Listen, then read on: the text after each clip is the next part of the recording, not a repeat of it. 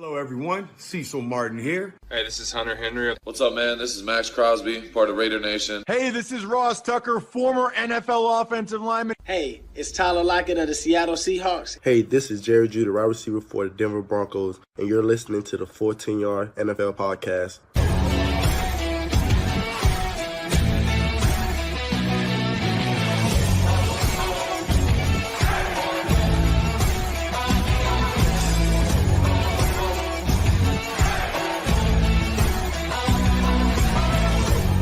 The Philadelphia Eagles shocked the world by demolishing the reigning back-to-back Super Bowl champions, the Kansas City Chiefs, to win their second Vince Lombardi trophy on Sunday night. I am Sam Moores, this is the Full 10 Yards NFL podcast, and in today's episode we're going to be talking about all things Super Bowl 59. We'll start with a little breakdown of the game from myself, a little monologue kind of thing, before chatting to a friend of the pod, Ben Isaacs, about the game. Another friend of the pod, Callum Squires, returns after a few years away too. He was an accredited journalist on Radio Row this year, and I'll be talking to him about the experience in New Orleans. But first, we'll start with my take on the game, and it is an interesting one, wasn't it? The Eagles romped out 40-22 winners in the end, but to be honest with you, that score really flatters the Chiefs. You know, they were down 34-0 at one stage. I picked Patrick Mahomes, Andy Reid, Steve Spagnuolo to make history and win the first ever three-peat pretty much in last week's episode. And, yeah, I couldn't pick against the Chiefs. You know, we're game on the line with a big game like that. I couldn't pick against Patrick Mahomes. You know, I thought they'd find a way to manage Saquon Barkley, and to be fair, they did. And I was quite confident in a close one that I'd pick Patrick Mahomes over Jalen Hurts, and obviously I still would today.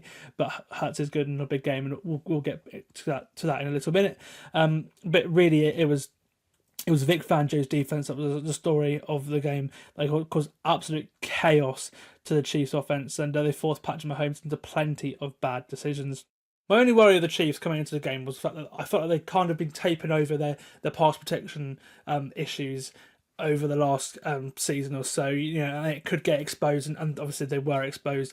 Last time Fangio played Kansas City as Miami defensive coordinator in Frankfurt last year, he blitzed Mahomes 18 times, for example. I was worried that something similar could happen, and well, he didn't really send many sort of multiple man blitzes in. You know, this time the Eagles managed to sack Mahomes 6 times and produce so much pressure with just a 4-man rush. It just blew my mind how he was able to do that. And again, yeah, the Chiefs' offense was, it was kind of what I thought it was, where they're just trying to get the best they can, but the overwhelming pass protection issues were still there from what they were at the start of the season when Mahomes was getting sacked 10 times.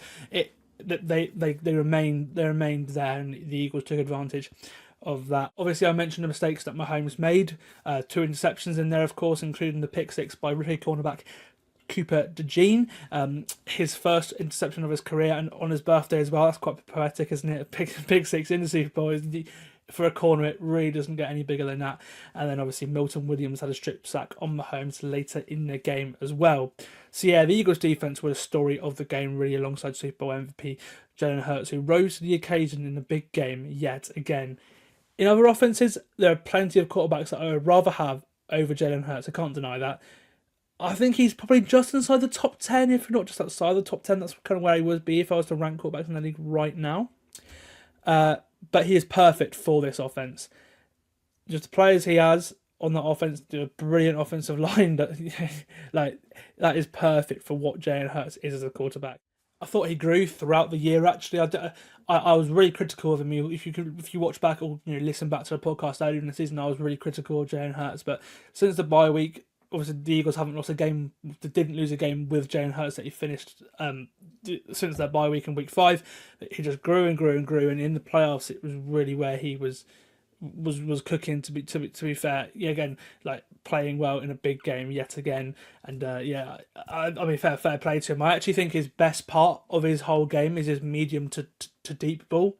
Long medium, 30 yards or so to deep ball. That for me is the best part of Hurts' game, because of the arc of the way he throws the ball is beautiful for those deep passes, and we saw plenty of that in the Super Bowl, and a lot of them he connected to them with. Obviously, we saw the AJ Brown and couple grabs, a touchdown, Devontae Smith touchdown as well, plenty, and yeah, like I mentioned, like I've been sort of alluding to, he is a really big game player. He really is a big game player.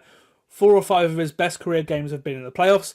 2 in the last couple of weeks, and another in Super Bowl 57 2 years ago.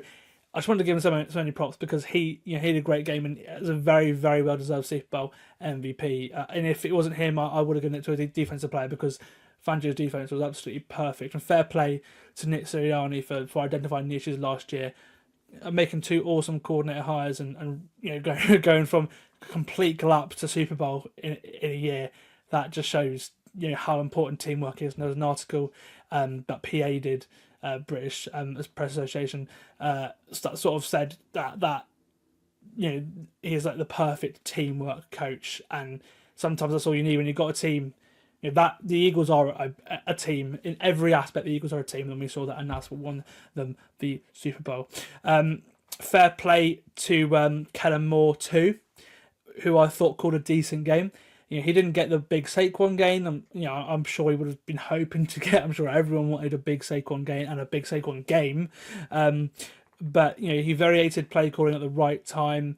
They weren't great on third down, but there were some third downs that were so key when they switched it up a little bit that worked. Moving Hurts, those plays really worked. A lot of effective calls, I think. Fair play, and like I said, it's like a full circle moment for Jalen Hurts. Obviously, he was benched in the national championship game in 2018 for Alabama against Georgia. They were trailing at half time by 13 points. Tua Tagovailoa comes in. He leads them to a win in overtime and passes to Devontae Smith looking off the safety and passing to Devontae Smith for the touchdown in the left corner of the end zone. Well, the play that really iced this game was Jalen Hurts to Devontae Smith about 40 yards in the corner of the end zone. It's like a full circle moment for him. It's like, now I'm going to win this game. I'm going to be the person that wins the Super Bowl. And after that play, it was 34-0, and the Chiefs were getting absolutely blown away. As for the Chiefs, where do they go from here? I don't know. I think what they have to do after, and it's what they did after losing to Tampa Bay in the Super Bowl, 4, 5, 6 years ago now. I can't remember how many years exactly, but the 5 years, the Brady year, in 2020, they went straight away and addressed the offensive line, getting in Joe Tooney. They drafted a couple of players. That was a big emphasis on the Chiefs that season, and they're going to have the same thing again this year, because their offensive line was a mess. That's it. Just address the offensive line. I have absolutely no idea how they do it. Trey Smith is going to be a free agent this offseason, so if you lose him, you're in desperation mode. But I'm sure Brett Veach will find a way. Him and Harry Roseman have been 2 of the best GMs in the last 10 years or so, and I've had I think 8 or 9 Super Bowl appearances. I think 8 Super Bowl appearances between them in that period. I'm sure he'll find a way, and that's the thing is, I think their offense as a whole, they've got Mahomes. We'll talk about Kelsey in a minute, but they found a few weapons now. That's not too much of a problem anymore. Like, obviously, we'll see who they bring back, but Xavier Worthy is going to be the focal point of that offense, obviously, as well as Rashee Rice, who was having a great season before he went down with injury. But the offensive line was their Achilles heel, and that's just what they have to address. They had to limit their offensive line so much. They had to limit their offense so much because of that offensive line. So I think they really need to address that going into the off season. And if they don't, then I'm a little bit worried about the Chiefs next year, because that issue is always going to be there. And if you lose Smith, then you are in deep trouble. But I'm always going to pick on them at the playoffs, especially because Andy Reid, it looks like he's staying. I'm sure he'll be back in another Super Bowl as well, as will Patrick Mahomes. As for Travis Kelce, it sounds like he's undecided about his future. Personally, I would carry on. I don't think I could go on losing like that, but he is 35 years of age. He looks like he's lost a step. He doesn't move in the same way anymore, and if he's not feeling it in his body, there's no point forcing himself to carry on. So we'll see what happens with him, because before he got hurt, it was Rashee Rice that was really he was getting the plays that Kelsey would have got a year or two ago, and obviously for the 3, 4, 5 years before that, when Mahomes was just growing into the league and then took the league by storm in one season, let alone he won a couple of MVPs, a couple of Super Bowl rings, and he's been part of it. It's always, that connection has been so special. Now that and it was Rice that was getting those routes drawn up for him. So So we'll see what happens with Kelsey. But if I'm him, I wouldn't blame him, and I wouldn't be surprised if he retired. But I would stay one more year if his body's feeling right. I'd stay another year and try and avenge that Super Bowl loss. Cause I really wouldn't be surprised to see these two teams, if they get the offensive line sorted, I wouldn't be surprised to see these two teams in the Super Bowl again next year, which I'm sure all the neutrals will absolutely hate. Yeah, either way, it'll be interesting to see what decision Kelsey makes in the coming weeks or months. We don't know how long it's going to be. It could be the day, it could be today, the day I release the podcast. It could be, after the combine and free agency. He's really got until training camp to make up his mind and see how his body's feeling. But I'm sure the Chiefs would like him to make the decision sooner rather than later. Yeah, for me, that's all in the game. I quite enjoyed it. I'm a sucker for for really big defensive plays, but I can see why others didn't like the game as much because it was a massive blowout. But for me, I just the Eagles' dominance. I just love watching that, and it was such a nice surprise as well. And yeah, I mean, I was rooting for history of the Chiefs. I couldn't pick against the Chiefs because of just everyone they've got, but.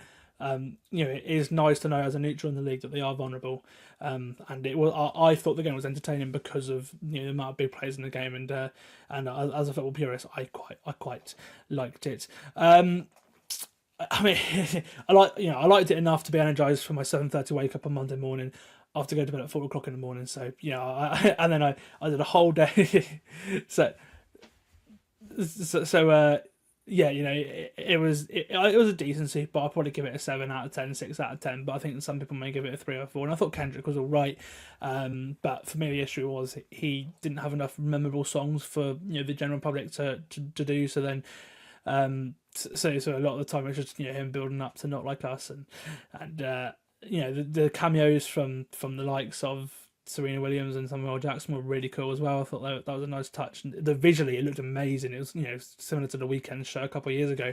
But overall, I'd say there have been better halftime shows. But I preferred him to Usher last year.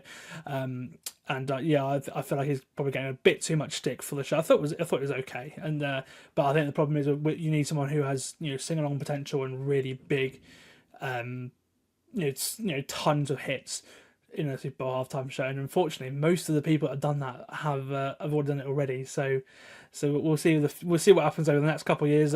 But yeah, no, I think it was all right. It was an all right game, all right halftime show. I liked it more than most, but no, it wasn't the best advert for the sport internationally. I'll talk about that with my next guest, Ben Isaacs, in a second. We'll move on to that next section of the podcast now. I caught up with Ben earlier in the week.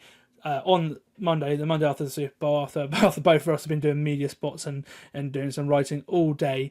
I caught up with Ben earlier in the week. He managed to make some time for me, and we chatted all things Super Bowl 59. It's about 25 minutes or so, me and Ben talking about the game. I hope you enjoy it, and I'll see you for the next part of the podcast. Well, Ben, it was a bit of a shock last night, wasn't it? Especially... Well, not necessarily the result, but perhaps the manner the Eagles won in last night. Have you sort of processed the game, and how have you processed it overnight? I think I was able to process it as it went along. I was making notes on pretty much every play and each drive, and my plan was I wanted to really look at those at halftime, and it kind of just told its own story, just looking at the scoreline and looking at the manner in the way that the Chiefs were unable to move the ball in the first half. This game was over at halftime. At that point, the Chiefs hadn't even got into Eagles territory. They didn't get into Eagles territory until I think 5 minutes to go in the third quarter. They just couldn't handle the Eagles' pressure, obviously. So it just seemed that Vic Fangio had a scheme that the Chiefs were unable to handle, but on the other hand, he wasn't blitzing, and the Chiefs' offensive line were just like turnstiles. Mahomes had no hope. So it seemed like that's how it was at halftime. That was my conclusion of the first half, and that just kind of carried on. There was garbage time touchdowns, but this was just a thorough beatdown. Yeah, absolutely. And a lot of the talk before the game was about Saquon Barkley. The Chiefs actually dealt with him quite well. It was the Eagles' number one ranked defense that caused the chaos, as you mentioned. And yeah, they exploited the Chiefs, pretty much only weakness, or one of their main weakness, the pass protection. And then, as you mentioned as well, crazily managed to generate so much, so many pressures with four-man fronts the whole time. What a game for Vic Fangio. Yeah, it shouldn't happen like that. You shouldn't have such domination at the line of scrimmage in a Super Bowl, because a team that gets to the Super Bowl should be able to handle some of that. I went into the game having predicted the Chiefs would win a close one. I didn't feel super confident about the Chiefs, but I picked against the Chiefs the week before, and I thought, why am I picking against Patrick Mahomes, the best quarterback in the league, Andy Reid, the best head coach in the league, and Steve Spagnuolo, the best defensive coordinator in the league? And I felt the thing that Spags would be able to do would be to contain Saquon Barkley. And they did. Now, the last time, and this is going back a long way, but the last time I remember a team being very focused on stopping a particular running back at the expense of everything else was Super Bowl 20. And the Patriots decided, we're going to take Walter Payton out of this game. And they did. And they did nothing else right on defense. They kept allowing big plays.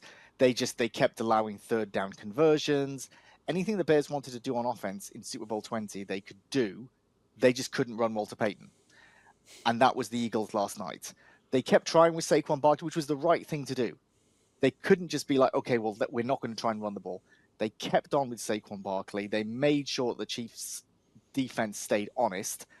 And the master plan to stop Saquon Barkley worked perfectly. If you told me, okay, I want to speak to you the day after the Super Bowl, and the plan to stop Barkley has worked perfectly, I would feel like, okay, well, we're talking about a three-peat, and it wasn't even close. I know, it's crazy.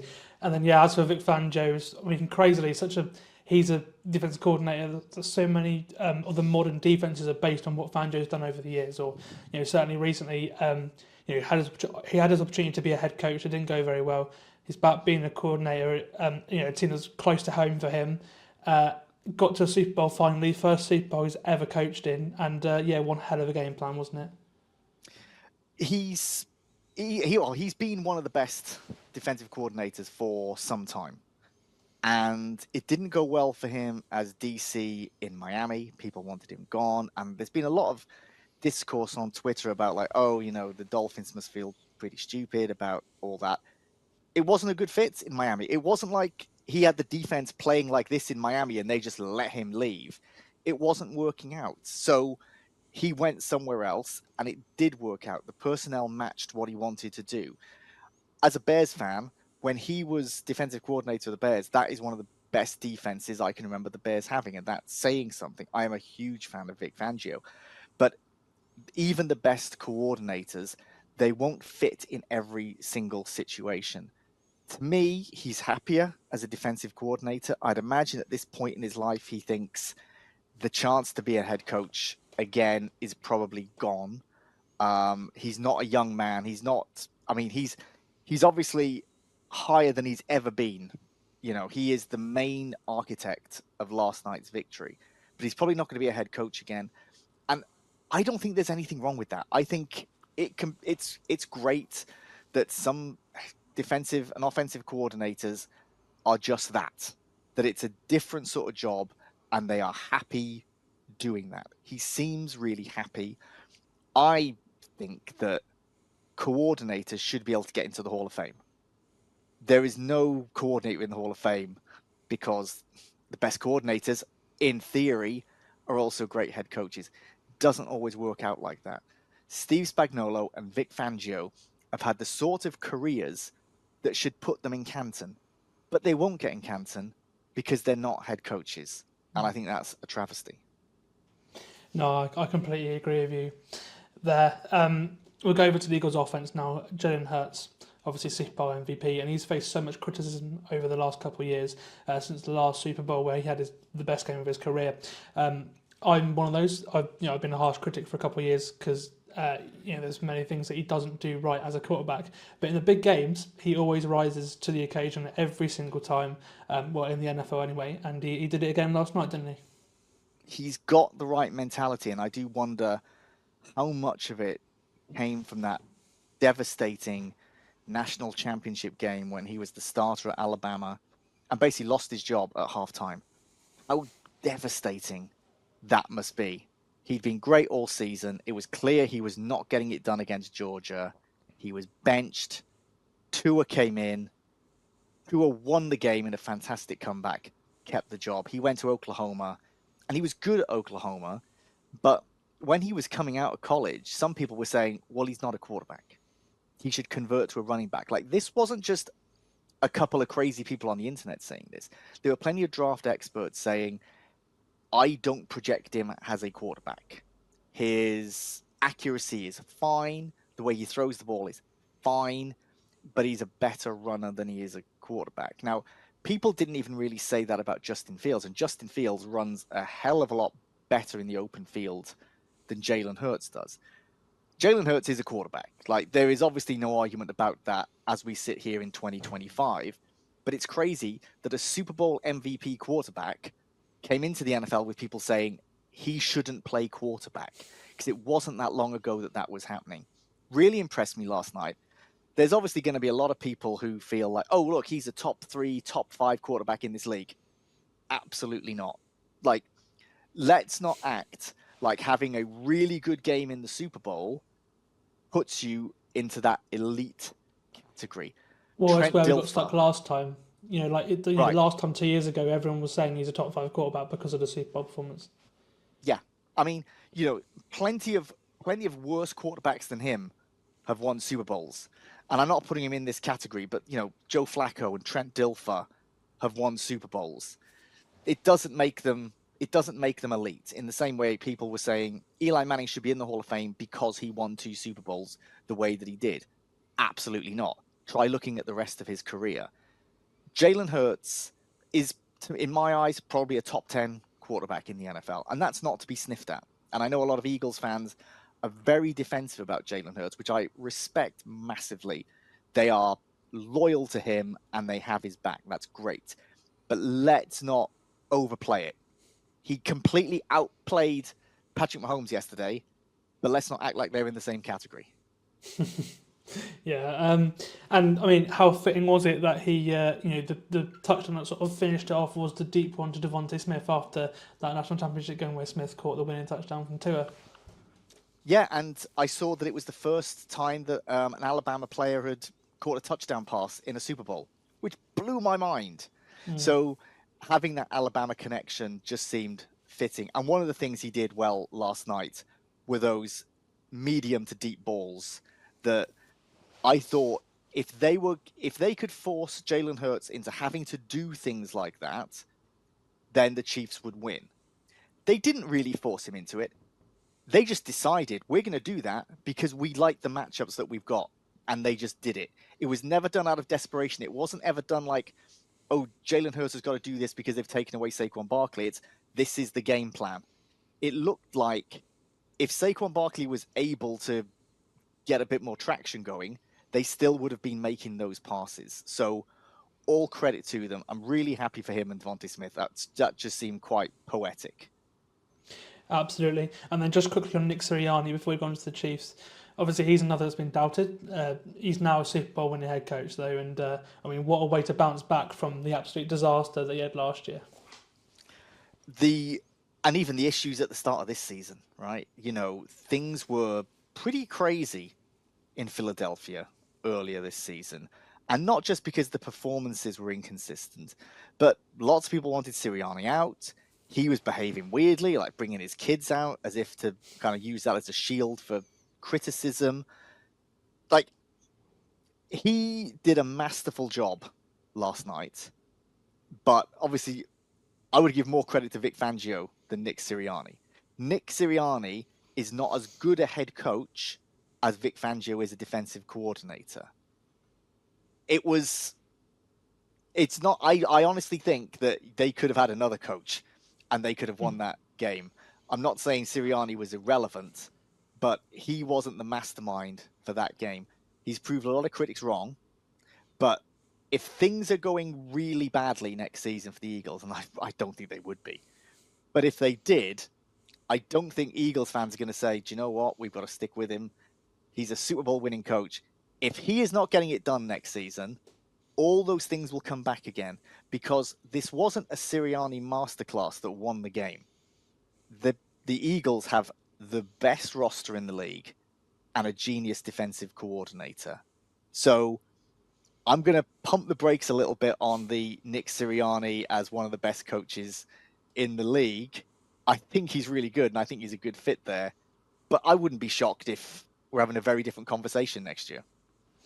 Similar to our Bengals fans feel about Zach Taylor, I assume, because he's another one that's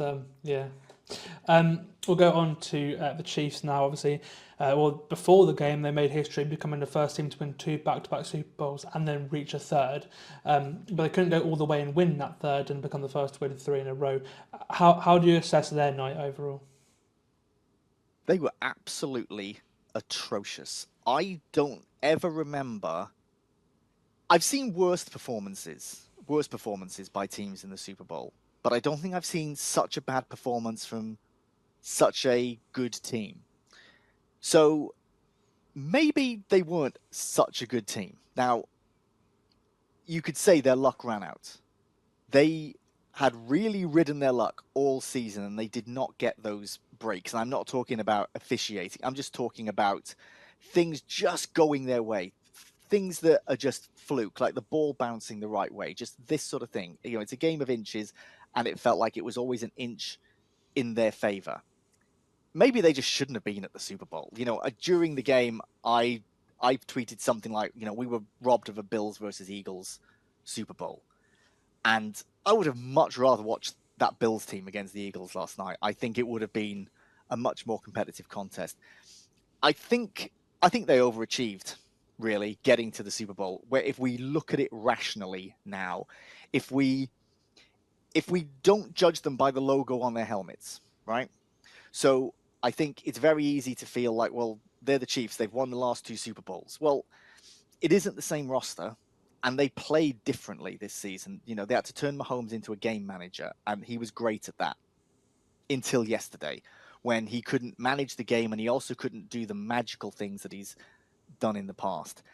They'll obviously be bitterly disappointed, and they're quite rightly one of the favorites to win the Super Bowl next season. But there's an alternate reality where that same Chiefs team lost about 5 games last season. They could easily have lost 5 or 6 games. And then maybe if they were on the road against some tough teams, they had to go to Baltimore or go to Buffalo, something like that, then we wouldn't have had this situation. They will not look back at this and think, oh, that was a missed opportunity, because they were never in the game. Never. No, I agree. We spoke about Sirianni, spoke about the coaches, obviously Andy Reid. It looks like he's coming back. He said he wants to come back anyway, but there was a report yesterday that Travis Kelce was undecided about his future. How do you think that pans out over the next couple of weeks? I think he's going to keep going. I think he will not want to go out like that. He had some early drops that could have given the Chiefs some momentum, and we might be talking about a different scoreline, even if not a different result. He had a pretty poor game. Well, you know, all the Chiefs' offense had a pretty poor game, except maybe Xavier Worthy. So I think he'll come back. I wouldn't have been all surprised if they had won, especially if he'd had a good game. Whether he proposed on the field or not, which obviously was the speculation. Like, I would not do that.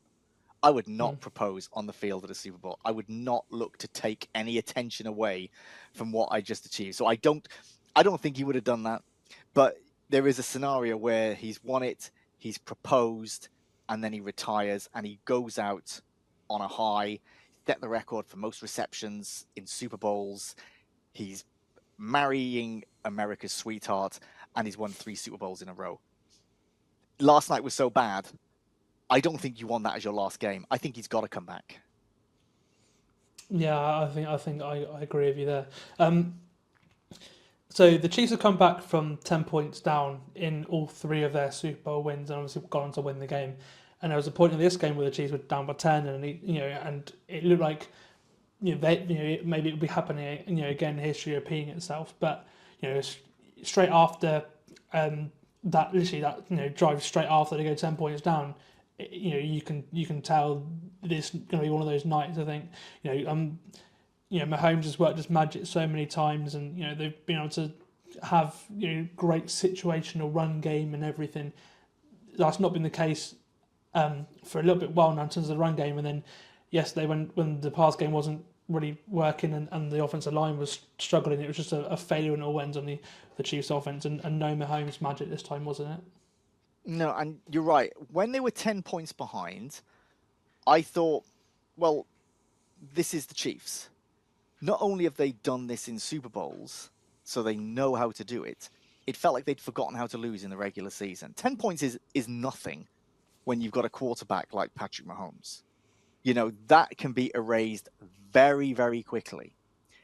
But now, obviously, if you go back and watch that game, they played poorly leading up to it being 10-0, and they just continued to play poorly. And it then just started to get to a point where not only were they going to run out of possessions, but they didn't look like, they were just close to breaking through. They just couldn't. Like, if they played that game 10 times now, I don't think they would come close at any point. So you're right. When it was 10-0, I didn't think, well, this is game over. I didn't at all. And then they just carried on playing like absolute garbage, and it became clear, like, this is done. This is done.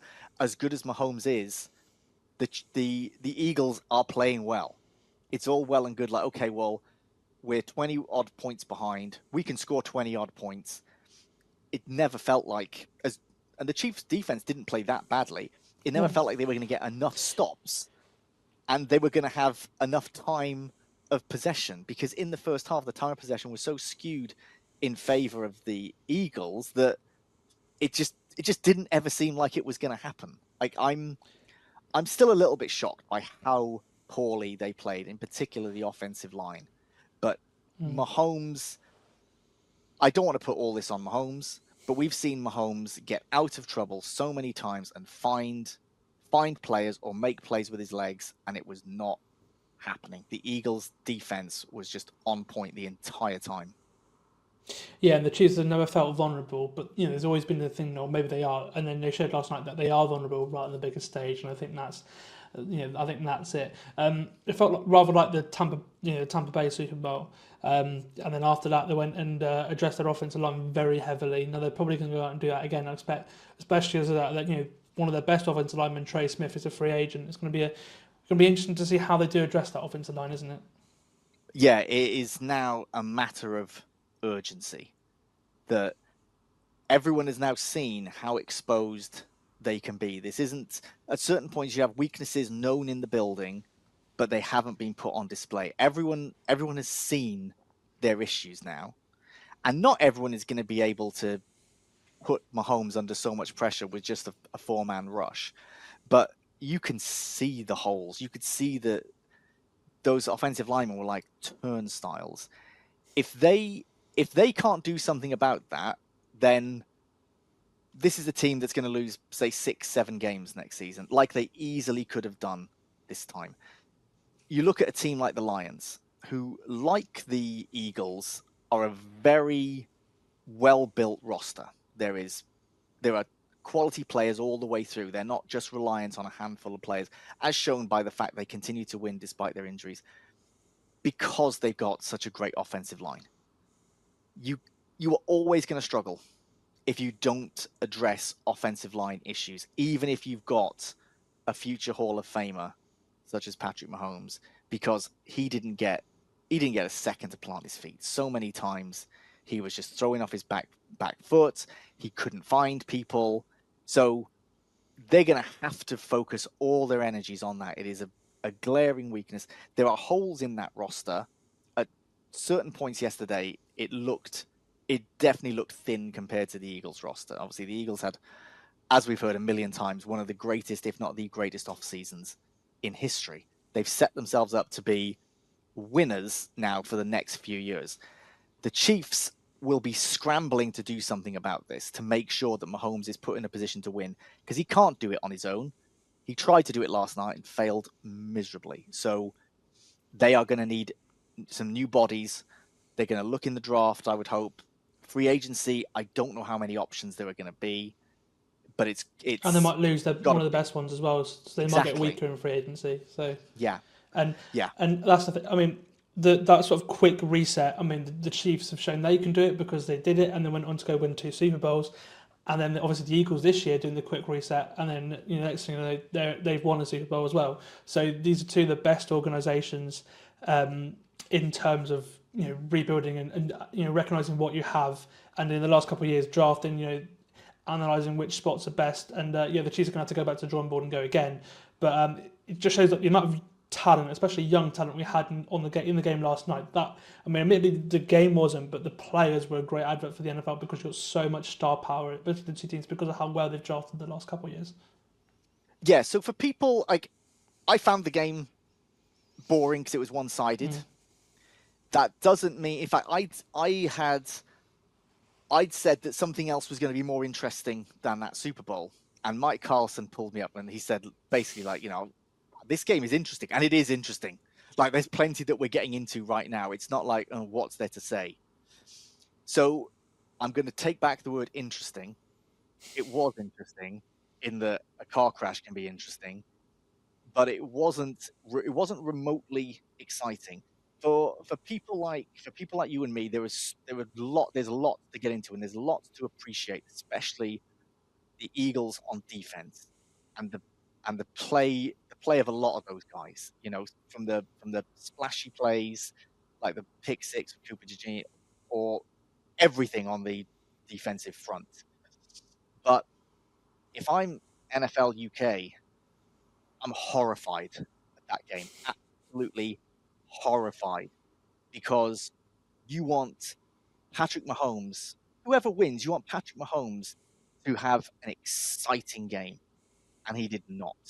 And you want it to be that people are still watching after Kendrick Lamar.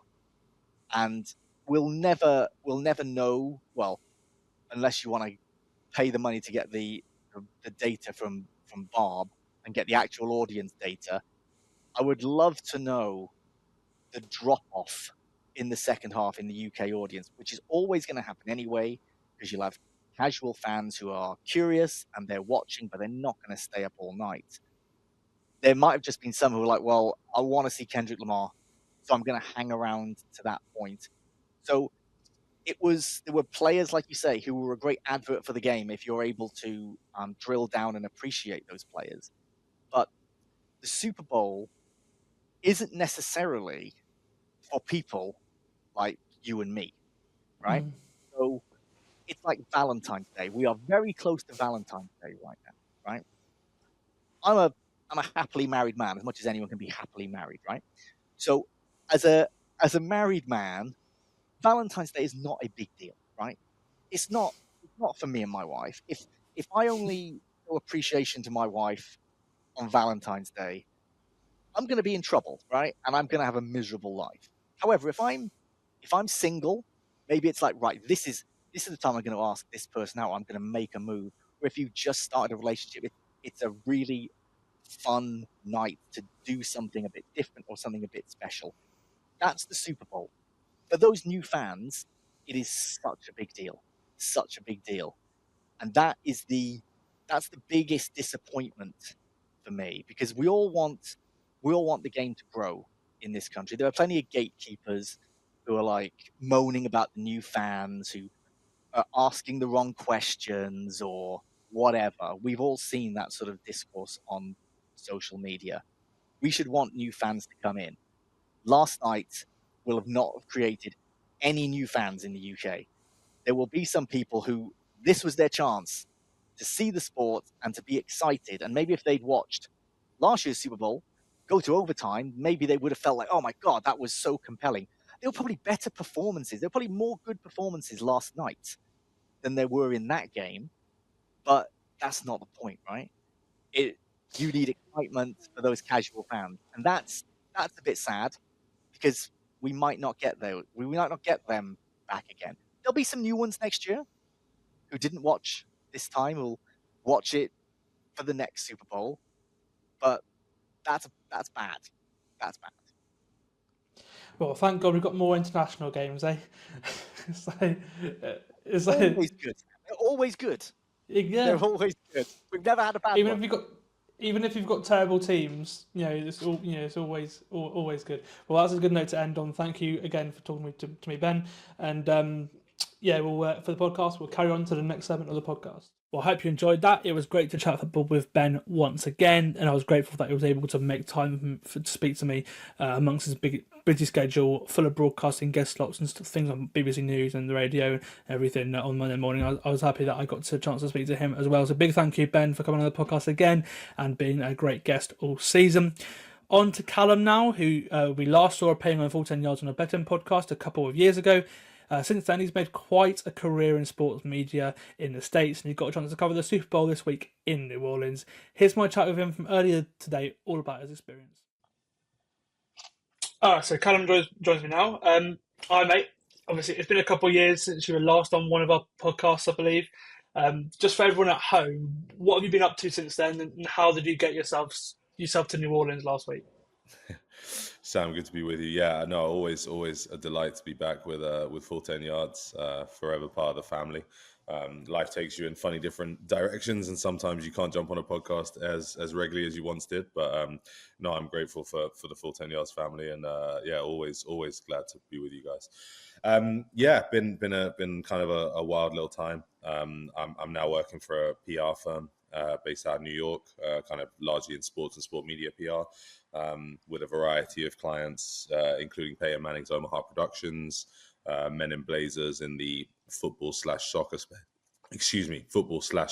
space, and Michael Johnson's Grand Slam track, which is a new track league launching this spring. So if you're into your track and field and you want to see the fastest athletes in the world compete, definitely tune in for that. But anyway, getting down to New Orleans was an interesting one. Another outlet in the UK I used to write for called The Touchdown, Cy Carroll and those guys, great folks over there. They reached out and asked if I was interested in getting credentials for various events once I'd moved back to the States a couple of years ago. I said, of course, yes. I mean, it's difficult because this country is massive. So sometimes, travel becomes difficult. So typically, I've kind of had the rule of, if I can drive there, and it's not going to be something that bankrupts my wife and I, will make it happen. And New Orleans is right on the edge of driving distance from Dallas, where I'm based. So it's about 7.5, 8 hours drive, depending on traffic, which obviously is pretty much the length of our country back home. But here, that's kind of a semi-normal distance to drive when you need to. So I wound up taking that drive down to New Orleans and covering Super Bowl Radio Row, Super Bowl Media Week. We had week of game credentials. There are two different credentials you can get. You can obviously get credentials for the game itself, though obviously those are going to be limited in number to however many people they can fit in the press box. We had week of game credentials, and it was just an incredible experience, really, to see the sheer size and scale of what the NFL puts on every year. And you realize, even in more detail than I already realized, just how much sport matters in this country and how much bigger it is than in the UK, if we're completely honest. Yeah, I can imagine it's crazy. What was the week like? Talk me through it, because obviously, I mean, being on Radio Row for our week is crazy. I can imagine. Yeah, I was kind of in and out. So, Radio Row really picks up kind of on the Wednesday of the week. There were, superstar celebrities there on kind of the Monday and the Tuesday, but really from Wednesday on, every time you lifted your head, you saw another recognizable face, be that an NFL player or someone from the wide world of media. It really was a very strange and eclectic collection of media personalities down at Radio Row, but something really cool to see. But yeah, so Monday was really just opening night was the big thing on Monday. So there was the opportunity to do a stadium tour and a food and beverage preview at the Superdome before that, which obviously I snapped up as quickly as I could, knowing how good the food is in New Orleans and Louisiana. And I wasn't disappointed by the stadium hospitality they had down there, which was a whole manner of kind of chef crafted Cajun delights, basically. Everything from alligator sausage to po' boys. There was a sushi station. It was basically designed to show the journalists what the kind of caliber of stadium hospitality would be come Sunday for the game. And, to get to walk around the Superdome before anyone was in there, it's, cavernous with a really high roof. And, personally, I quite like a dome where you keep all the sound inside. There's definitely reasons for having outdoor stadiums, and I would never denigrate somewhere like Lambeau, which is obviously incredible. But there's elements for events like that having a dome really helps. And so, yeah, after a while, we'd seen a bit of the stadium. We'd done the food and beverage preview, and then we had opening night. So both teams basically have a media availability in the stadium. If you want to ask anyone other than the quarterback a question, you've got a pretty good chance. You have to basically scram and fight through a crowd if you want to talk to Jalen Hurts, Patrick Mahomes, or Travis Kelce, or Saquon Barkley were also incredibly popular, as I'm sure you can imagine. But yeah, was able to chat to Dallas Goedert, was able to chat to a number of the Chiefs as well. Got a question with Matt Nagy. It's an interesting situation where individual players have assigned seats, kind of the quote unquote main guys have assigned podiums, but the rest of the team are kind of just milling around on the sidelines for a while. So you can kind of talk to anyone you would like to represent my former employers at the Southland Conference. I was able to go and talk to LIX Hunt, who was a 7th round draft pick, I believe, from Houston Christian here in the Southland.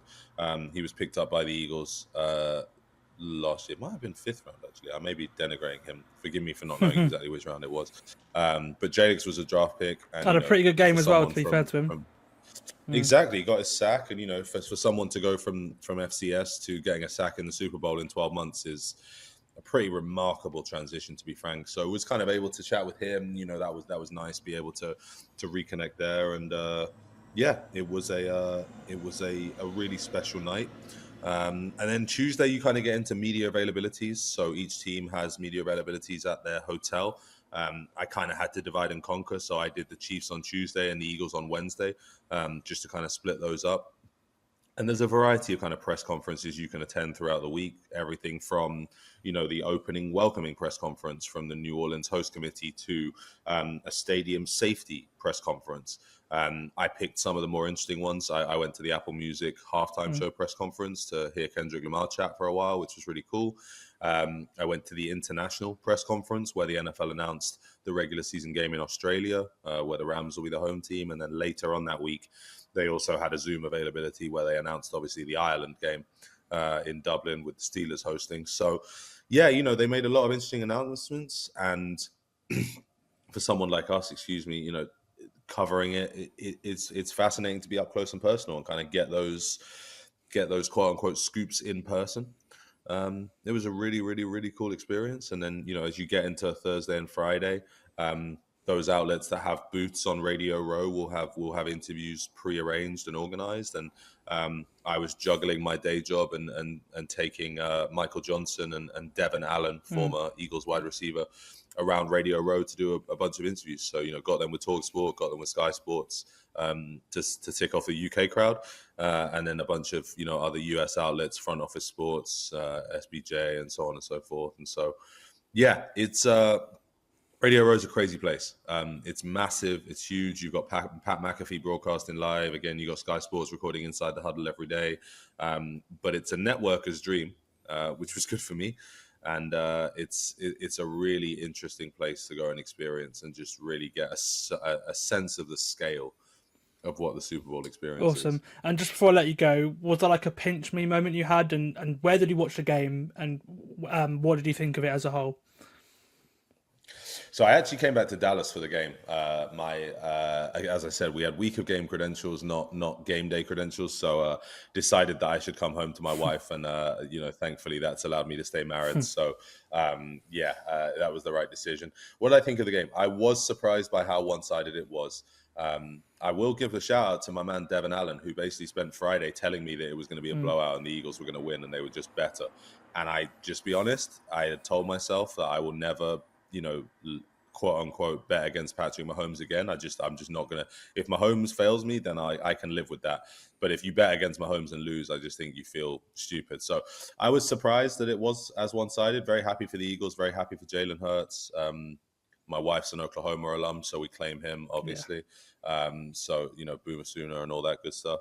But yeah, no, I thought I thought the Eagles were obviously deserved winners in the end and a class above. And really my overriding thought is just a kind of a sense of sickness for all the New York Giants fans out there, and especially Joe Shane and that team over there. Because, I don't think anyone really could have foreseen that you would let Saquon go and he would have the season he had and win the Super Bowl. It was obviously a possible outcome, but it's an unlikely outcome, if we're completely honest. So, credit to the Eagles for taking that risk and making it happen. Pinch me moment. I mean, there was a ton, honestly. You are just kind of in and around these influential figures, right? Dan Marino walked past on Radio Row. As a Dolphins fan, that's a fairly surreal one.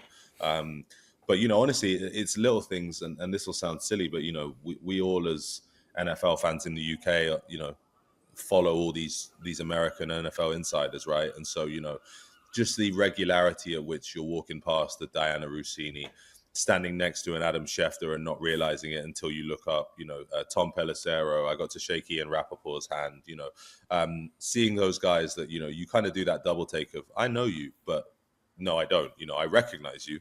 But we don't necessarily have that relationship. So yeah, seeing those guys was really cool. And, just kind of getting the opportunity to experience Radio Row firsthand, having watched it, from afar for so long. And hopefully we'll be able to do it again next year, and hopefully we can get full 10 yards out there as well. Yeah, we are on NFL communication, so we can apply. I just can't afford it. So there's no way I was getting myself to New Orleans last week. We'll figure that out. Yeah. We'll figure that out. Yeah. San Francisco. Exactly. We'll be there. Well, a big thank you for coming on the podcast again, Callum, and you're obviously always welcome on any time. And I'll let you go because you've got a busy day of your day job coming up. Yeah, I wish I didn't have to go straight to work, but I do. But thank you, Sam. Always a pleasure, man. And full 10 yards family, always 100%. Good to be back with you.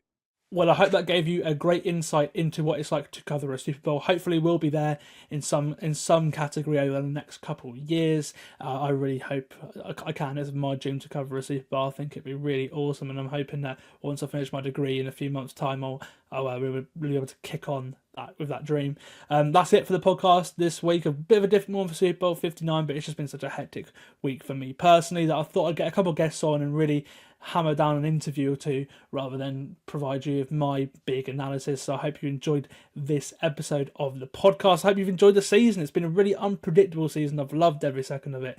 It's been one of the most entertaining seasons as a whole. It was a bit of a shame about the end of the Super Bowl. It wasn't a great show to top off the brilliant season, but it was awesome enough, and I hope you've enjoyed it too. Thank you for streaming all year with us at Full 10 Yards, whether it's been this podcast or the betting podcast or Liam's Go for Two podcast or any of the podcasts on the network like Big Blue UK, the Giants podcast that Craig does. A big thank you from me to all of them for providing content other than my own content, and a big thank you for all of them coming on the podcast as guests this season as well. That's it for 2024. That's it for /2025. That's it for the 2024 NFL season. And I'll see you when we look ahead to the 2025 off-season. I've been Sam. This has been 14 Yards NFL Podcast. And I will see you next time when we're looking ahead to the 2025 NFL season.